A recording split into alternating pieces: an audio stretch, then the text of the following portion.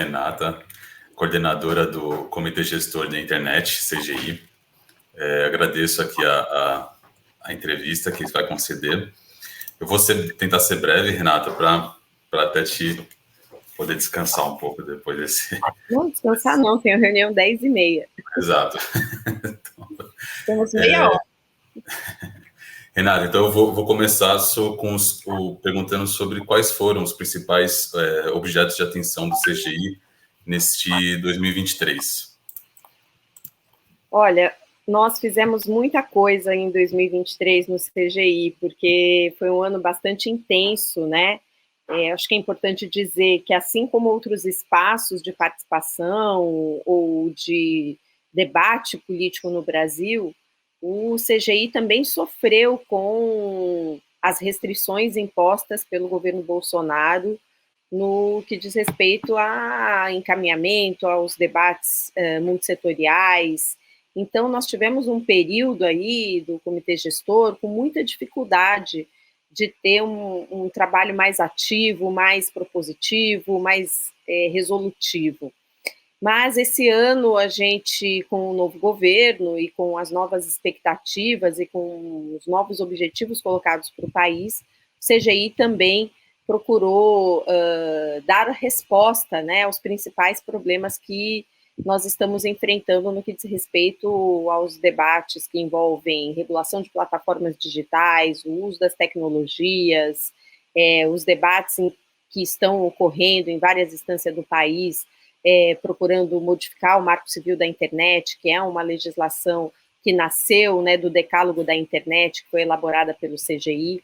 Então, esse ano, acho que a gente poderia citar algumas iniciativas que foram muito importantes. Primeiro, uma resolução do CGI logo no começo do ano sobre alguns aspectos do projeto de lei da 2630, que ficou conhecido como fake news, que procura dar um passo no sentido de regular a operação das plataformas de redes sociais, serviços de mensageria e mecanismos de busca no país. Fizemos uma consulta pública depois sobre regulação de plataformas, aí de uma forma mais ampla, não apenas pegando essas redes sociais e ferramentas de busca, mas olhando o ecossistema, né, de plataformas que existem no Brasil, plataformas de prestação de serviços, plataformas de comércio digital, plataformas de trabalho, e fizemos uma consulta pública que contou com a participação de mais de 1.300 contribuições, e agora no final de ano lançamos uma sistematização dessa consulta pública, procurando mapear consensos e dissensos, porque na consulta pública participaram pessoas que estão no terceiro setor, na sociedade civil, entidades de direitos digitais, setores empresariais, os mais variados, setor acadêmico, o governo, então uma perspectiva bastante múltipla de olhares sobre as questões que foram colocadas na consulta, e entregamos agora uma sistematização que eu acho que vai ser um documento bastante importante como referência para esse debate no próximo ano. É um documento que tem 250 páginas, para você ver como é que é denso, né? E que trata sobre vários aspectos, desde a soberania tecnológica até temas relacionados à precarização do trabalho.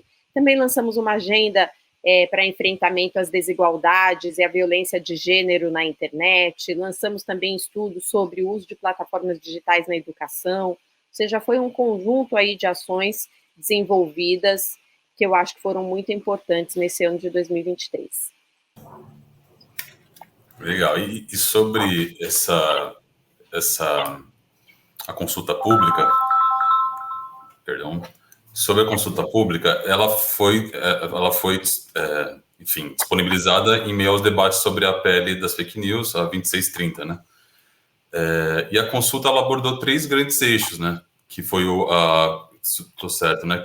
Quem será regulado, o que será regulado e como será regulado, não é isso? Eu queria perguntar, Renata, qual foi o resultado final dessa consulta e como o CGI viu a não conclusão desta matéria no Congresso, pelo menos por hora, né? Acho que em 2024 a gente volta a discutir isso, mas queria saber sobre isso, né? Então, como que o CGI viu a não conclusão e qual foi o resultado final dessa consulta baseado nesses 3 eixos? Então, Lucas, primeiro que eu acho que há uma convergência de visões no Comitê Gestor da Internet sobre a necessidade de termos uma legislação para definir parâmetros, obrigações bastante claras para a operação dessas plataformas digitais no Brasil. Isso é um consenso dentro do CGI. Importante dizer para quem está nos assistindo, ouvindo aqui, que o CGI só trabalha com consensos, né? O CGI é um comitê multissetorial, do qual participam representantes do terceiro setor, do setor acadêmico, do setor empresarial, do setor governamental, e nosso processo é da construção de consensos. Então, acho que esse é um consenso fundamental, a necessidade de regular, né? Portanto, a expectativa nossa era que nós já pudéssemos ter uma legislação no Brasil. Essa lei, ela está sendo discutida desde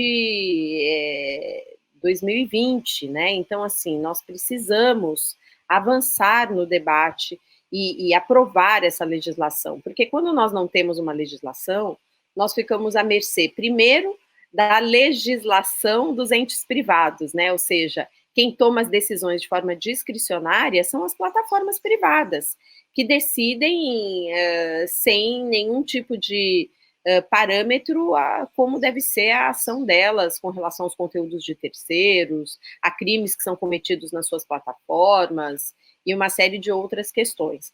E o outro lado é que também podemos ficar aí diante de uma ação judicial, né, que vai definindo, tomando decisões para serem implementadas no vácuo legislativo, no vácuo legal, e essas decisões do judiciário, elas, muitas podem ser positivas, agora algumas podem ser abusivas, e nós vamos criando jurisprudências e parâmetros que não são exatamente aqueles com os quais nós pretenderíamos trabalhar se estivéssemos discutindo uma lei que é baseada em princípios que garantam os direitos humanos, a liberdade de expressão, né, os direitos fundamentais todos, mas também que tenha como parâmetro a defesa do Estado Democrático de Direito, né, com seus pesos e contrapesos. Então, acho que é esse consenso no CGI da necessidade. E sim, a nossa consulta, ela é desenvolvida em torno dessas três grandes questões, né?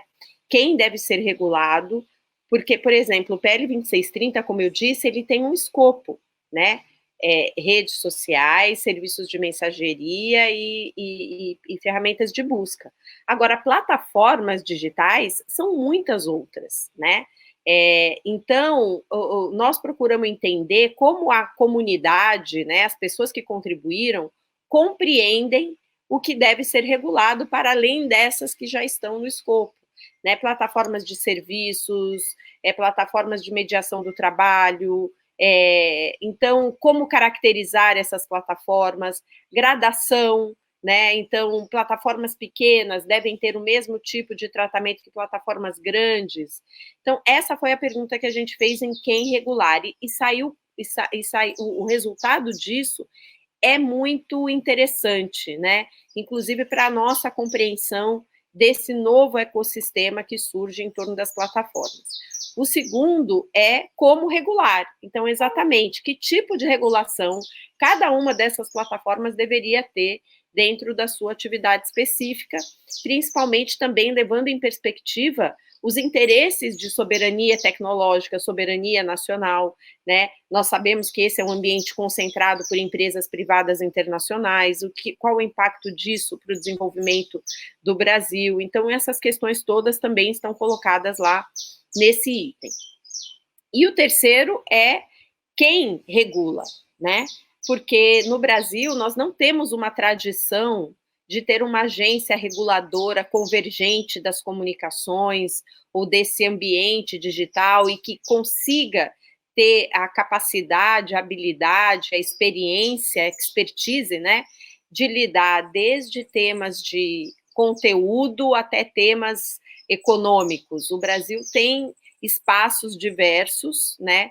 E como a gente faz essa regulação? Quem vai ser o organismo, ou quais serão os organismos responsáveis pelo acompanhamento, aplicação, fiscalização da legislação que surgiu no Brasil, né?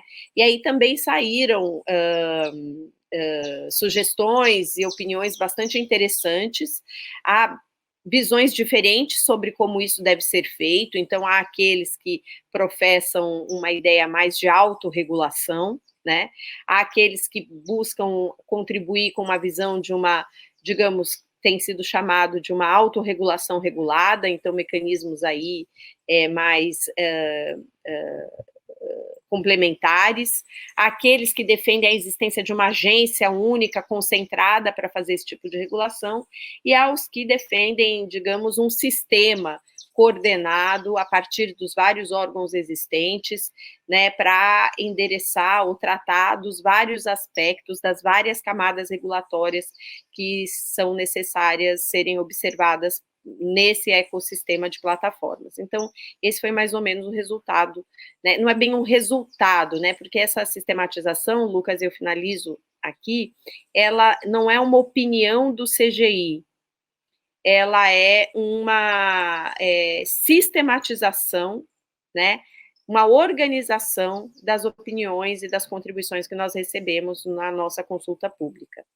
Bom, então, ainda sobre o PL 2630, Renata, por favor, alguns alegam que o texto impõe censura à liberdade de expressão dentro dessas plataformas. Eu queria saber se essa autorregulação, o CGI, você já disse isso, mas eu queria que você abordasse mais. O CGI não enxerga dessa forma, né? Enxerga que essas plataformas precisam ser reguladas pelo Estado, que essa autorregulação ela é ineficiente, não é isso? Sem dúvida nenhuma, a autorregulação vem se mostrando bastante ineficiente, né? Na verdade, a autorregulação é não haver regulação, porque hoje em dia nós nem temos uma autorregulação, porque para existir uma autorregulação precisaria haver pelo menos uma entidade, né? Como o CONAR, por exemplo. O CONAR é uma autorregulação do ambiente publicitário, é uma entidade composta pelos agentes de publicidade que se autorregulam e determinam parâmetros e diretrizes para a atividade. Nós não temos isso no ambiente das plataformas, né? Nós temos cada empresa definindo suas regras, né? Portanto, nós nem autorregulação temos, né?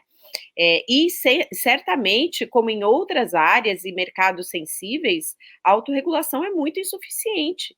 Nós precisamos definir parâmetros, legislação que defina claramente quais as obrigações dessas plataformas. E aqui nós não estamos falando apenas de conteúdo, nós estamos falando de uma série de questões, transparência com relação às suas atividades, as questões econômicas, então, assim, transparência com relação a recebimento e monetização de conteúdos, galeria de conteúdos patrocinados e publicidade. Então, tem uma série de questões que o PL 2630 cobre, não vou tratar disso aqui com muito aprofundamento, mas que não tem nenhuma relação com censura, né? Acho que nós precisamos superar a ideia de que regular é censurar. Nem é na radiodifusão, nem é na mídia impressa e nem seria no ambiente da internet e das plataformas digitais. A regulação ela existe para definir parâmetros, inclusive no que diz respeito ao exercício da liberdade de expressão, porque nós acabamos de passar por um período do Brasil e ainda há pessoas e grupos de pessoas no Brasil que usam de forma muito equivocada a liberdade de expressão para cometer crime, para atacar as pessoas, para atacar pessoas com racismo, com misoginia, com homofobia, com discurso de ódio. Portanto, essas questões, né, esse tipo de discurso, isso é crime. Isso não é liberdade de expressão e, portanto, não pode ser aceitável em ambientes onde o debate público acontece, né? Então, não há nenhum tipo de censura prevista e o que há, sim, é uma desinformação, né? Um mecanismo, né? Um processo de ventilar mentiras, que é uma coisa bastante própria do campo bolsonarista e de direita, para impedir que um setor seja regulado no país, e, diga-se de passagem, um setor que é usado para eles justamente com o propósito de disseminar ódio, mentiras e desinformação. Eles não querem regulação, né? E nós precisamos regular para ter um ambiente digital mais saudável e que tenha mais respeito às pessoas e à nossa democracia. Sim. Eu vou mudar um pouco de assunto, vou falar sobre a agenda que foi lançada em novembro. Em novembro, o comitê lançou, né, a agenda de Gênero, Raça e Diversidade para estimular uma internet mais inclusiva no Brasil. O documento, eu dei uma olhada, o documento identificou, por exemplo, que os homens são maioria na proporção de pessoas que realizam atividade de trabalho na internet, são maioria com transação financeira, com lazer na internet também, enfim, com jogos e séries, filmes. E o documento cita também uma coisa muito interessante, que um estudo da Oxford, que revela que no campo, o uso da internet por mulheres chega a ser ainda menor, né? Eu queria saber, Renata, por favor, o que a agenda propõe para reverter esse quadro e quais são as intenções do comitê ao lançar essa programação, né? Iniciar o debate sobre isso? Então, Lucas, a gente já tem tido aí há alguns anos um foco, um trabalho bastante focado nas discussões de gênero, interseccionalidade de gênero, raça, diversidade no ambiente digital, na internet. Não é de se espantar que as desigualdades que a gente vivencia, né, na sociedade, elas se refletem também no ambiente digital, e até de maneira ainda mais acentuada, né? Então, hoje, o que nós vemos é um ambiente digital muito adverso para a participação e presença das mulheres. Então, se você for olhar mesmo atividades que a gente, de alguma maneira, já tem mulheres à frente, no ambiente digital a gente tem mais dificuldade. Então, eu me lembro quando estava participando aí do movimento dos blogueiros progressistas, né, que a gente reunia, fizemos o Barão de Tararé, vários encontros de blogueiros no Brasil e nos estados, são pouquíssimas as blogueiras mulheres, por exemplo, sobre política. E quando você escolhe comentaristas de política nos sites progressistas, eu estou falando dos progressistas, hein? A gente acaba escolhendo os homens e menos as mulheres. Então, você vê que as desigualdades, elas se perpetuam e, às vezes, até se acentuam no ambiente digital. Seja porque as mulheres têm mais dificuldade, porque elas têm outras dimensões e outras tarefas e não estão sempre disponíveis para estarem presentes no ambiente digital, seja porque por razões econômicas, sociais, então tem uma série de questões. E principalmente porque as mulheres são as maiores vítimas do discurso de ódio, do preconceito e dos ataques, da violência no ambiente digital, né? Então, isso também acaba fazendo com que muitas mulheres que poderiam estar participando de forma mais ativa da internet se afastem, porque é bastante agressivo e pesada a violência que as mulheres sofrem nesse ambiente. Então, a nossa agenda tem o intuito de trazer esse debate, é uma agenda que foi fruto de uma oficina realizada pelo CGI, que reuniu mulheres que trabalham em entidades no campo digital de vários locais, né? E que a gente procura apontar alguns mecanismos para que a gente possa promover a participação das mulheres, para que a gente possa evitar, né, a violência contra as mulheres no ambiente digital. Então, é um trabalho do qual o CGI se orgulha muito, eu acho que é uma contribuição muito importante que nós demos e que precisa ser mais disseminada e apropriada, e é um trabalho inicial, mas nós também já temos algumas publicações com artigos de mulheres no ambiente digital, que são os cadernos. Então, acho que nós temos aí procurado desenvolver um trabalho nessa perspectiva da diversidade, que é fundamental para a gente ter uma internet mais democrática. Legal. Eu vou entrar agora sobre a remuneração do conteúdo jornalístico. A gente tem um PL, o 2370, de autoria da Jandira Fegali, que atualiza, né, a Lei de Direitos Autorais, que é de 98, se eu anotei bem, e ela ganhou fôlego agora nesse segundo semestre, no início do segundo semestre. outro ponto legal é que, recentemente, no Canadá, o Google fechou um acordo, né, com as empresas de jornalismo e fechou um acordo de 73 milhões de dólares. Para isso, foi essencial, né, no que o Congresso canadense aprovasse a Lei de Notícias Online. O CGI observa esse debate e que aparentemente vem se tornando uma tendência no mundo todo, né? Não é só, acho que eu vi na Austrália também, enfim, alguns lugares estão debatendo isso, né? Sim, o CGI, além do seu pleno, ele possui câmaras temáticas, né? Nós temos uma câmara temática sobre conteúdos e direitos autorais, que tem se dedicado bastante a compreender, analisar e estudar as várias iniciativas que estão sendo desenvolvidas em muitos países, né?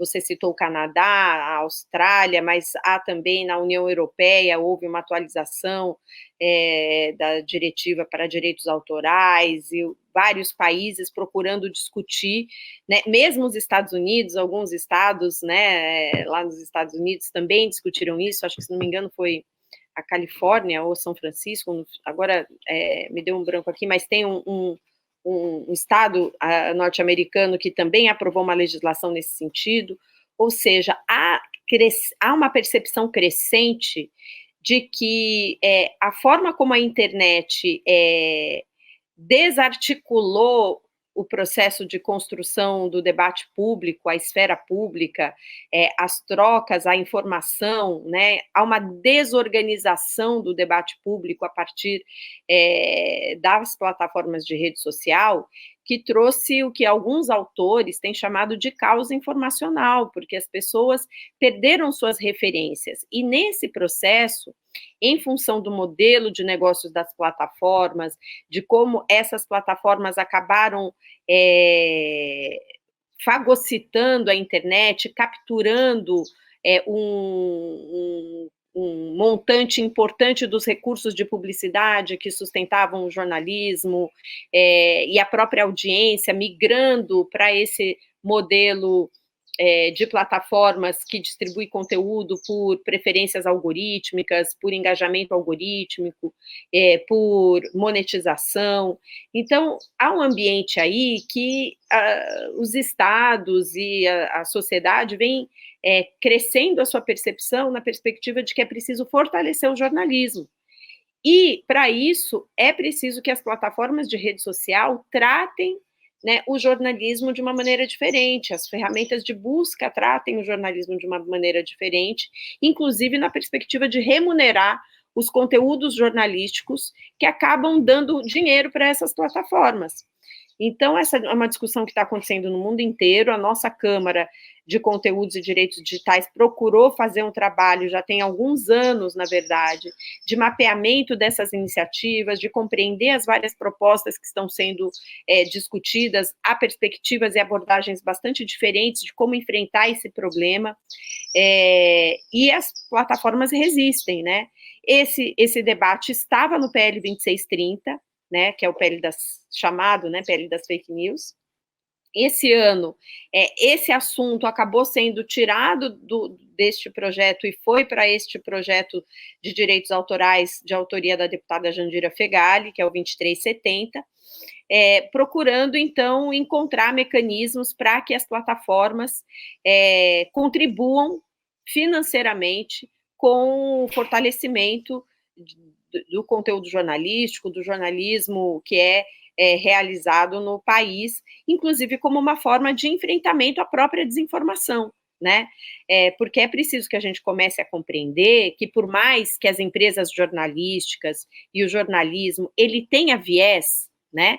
A gente sabe que tem, a gente sabe como as empresas jornalísticas contribuíram, por exemplo, para o golpe de 2016, contribuíram para a eleição do Bolsonaro, contribuíram para criminalizar a política ao longo de décadas, mas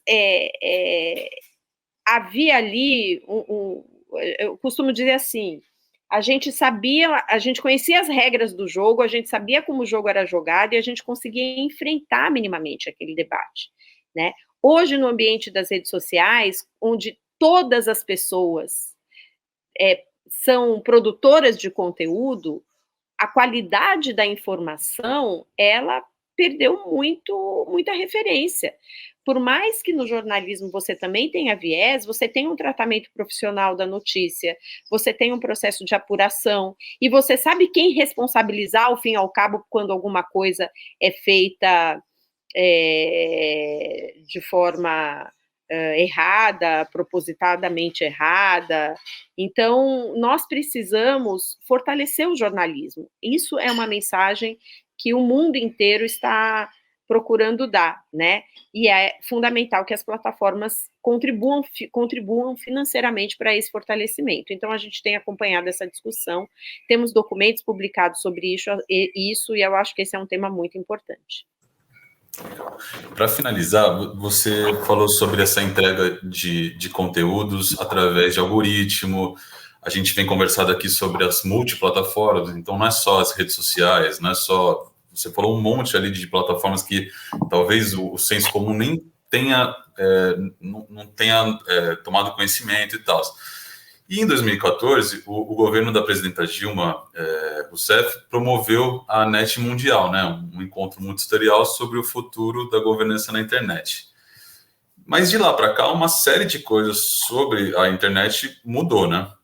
Você acha que já é o momento para a realização de uma nova NET Mundial? E você participou da primeira, Renata? Se pudesse falar um pouco o que mudou nesse meio tempo?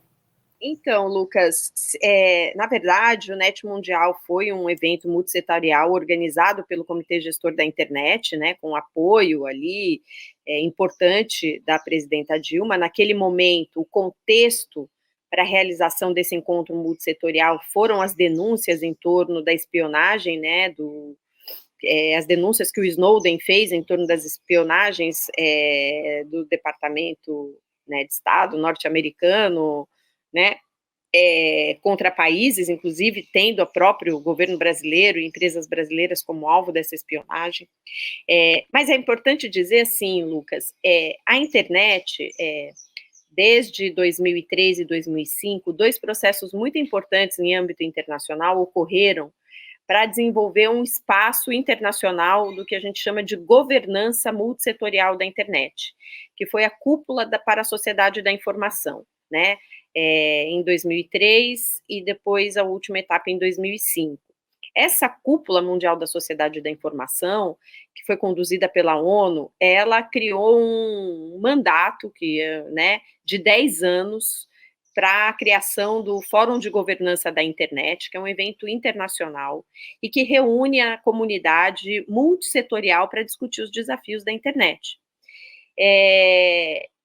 Quando em 2014 foi realizado o NET Mundial, além das denúncias do Snowden, nós também estávamos ali às vésperas, né, do fim desses 10 primeiros anos, né, do mandato do que a gente chama da Cúpula Mundial da Sociedade da Informação, do Fórum de Governança da Internet. Também tinham outras questões relacionadas à transição digamos, do organismo mais técnico que lida com a internet, que é a transição AIANA, enfim. E a gente realizou ali aquele NET Mundial que teve um papel muito importante, porque além de reunir multissetorialmente países de todo o mundo, de forma multissetorial, ele produziu 2 documentos muito importantes, que foi um documento de princípios, né, para uma internet democrática, livre, e um roadmap, um guia com os principais temas, as principais questões que precisavam mobilizar a comunidade internacional.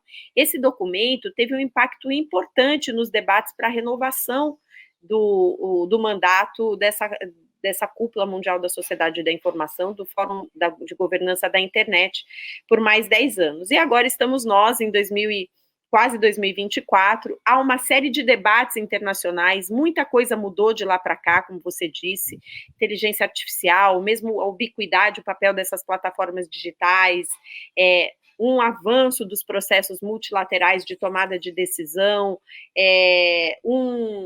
digamos assim, desafios grandes para a participação multissetorial nesses processos. Então, o Comitê Gestor da Internet vai realizar agora, no final de abril, começo de maio de 2024, um novo, né, net mundial. Não é um processo, né, então não significa que por estarmos fazendo um agora significa que haverá um terceiro, não, mas é um evento que ocorre num momento muito particular, assim como foi aquele último, onde há vários espaços de debate internacional discutindo o futuro da governança da internet, o futuro da governança do mundo digital, e a ideia é reunir parceiros multissetoriais de vários cantos do mundo para que a gente reafirme aqueles princípios e produza um novo roadmap bastante focado em quais desafios e como a gente precisa fortalecer esses espaços multissetoriais de governança da internet para que eles possam ter incidência efetiva em decisões multilaterais, mesmo nos governos dos vários países, no âmbito local, regional, como um ambiente importante de elaboração e tomada de diretrizes para o futuro desse mundo digital que nós vivemos. Então, essa é um pouco a ideia do Net Mundial, que vai acontecer aqui em São Paulo em 2024, final de abril, começo de maio.